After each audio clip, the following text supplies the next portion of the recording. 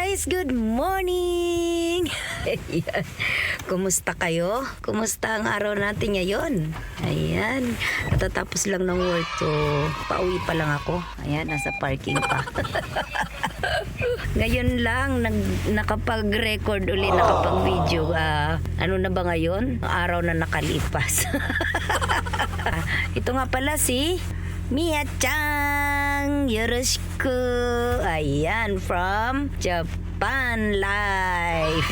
Ayan, yoroshiku po, Mia-chan. Yan.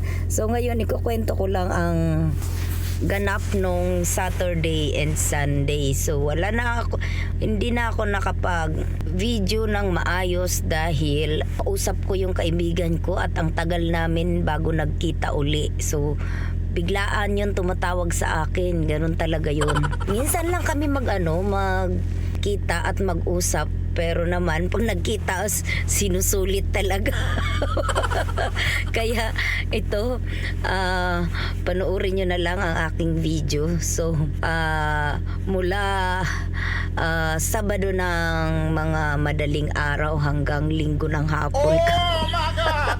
Talagang sulit ang aming pagkikita ng halos isang taon din ata yun. Yan ang aking kaibigan. So, nagpunta kami sa pasyalan dito sa gabi sa Nagoya. Nag-club. Club, ang tawag sa Japanese. So, sa atin ay diskuhan, ganyan. So, yun talaga yung banding namin pag ma-stress kami kasi, kumbaga, chill-chill lang kami doon. So, hindi naman ibig sabihin na naghahanap kami ng, alam nyo na.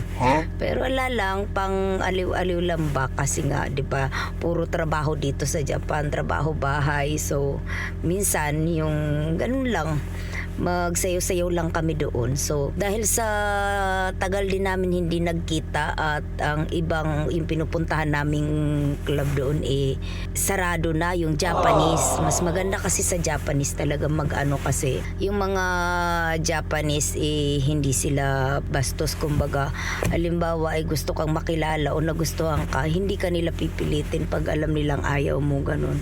Kasi marami doon mga ibang lahi, may Turko, may Sri Lanka, marami. So, ang napansin namin, yung mga Turko, ang kukulit. Ayan, susundan ka talaga. Ngayon, nung nakaraan, ang pinuntahan namin, kasi yung katrabaho ng kaibigan ko is Peru. So, may party daw doon sa club na yun. Niyaya siya, pero syempre, ayaw naman niyang pumunta mag-isa siya. Kaya niyaya niya ako. Kaya ayan, wala naman akong ginagawa nung time na yun. So, at gabi na rin. Kaya ayan, tumuloy kami doon. So, at niyaya ko rin yung isang kaibigan ko at mag-isa lang naman sa bahay. Ayun, si Honey, my love so sweet. Babae yun, syempre, no? Yun, medyo malayo-layo siya dyan sa amin. Sinundo ko muna yung kaibigan ko saka yung isa. Yun, so first time din niyang magbanding doon sa isa kong kaibigan. Ayan, yung nagiya sa akin, no? So, ito na. Tingnan na lang natin kung wala akong gaanong video ata. At hindi rin naman ako nakainom dahil nagda-drive ako, yung dalawa ko lang kaibigan. So, pero nag-enjoy naman kami kasi mga mababait yung mga mga Peru at mga gentleman sila at okay rin naman yung tugtog nila, no. Nga kami ng request ng kanta, kaya lang siguro sa sobrang busy, ayan, hindi nila napatugtog yung kanta. So, ayun.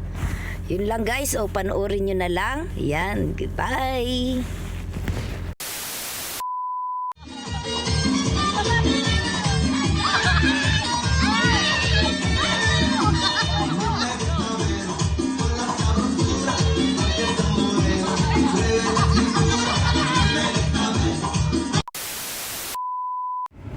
Ayan guys, napanood nyo na. Ayan, welcome back.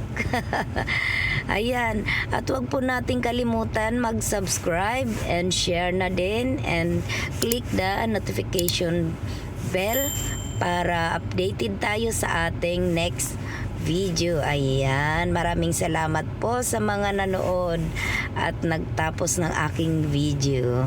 Ayan, thank you so much at see you sa next video.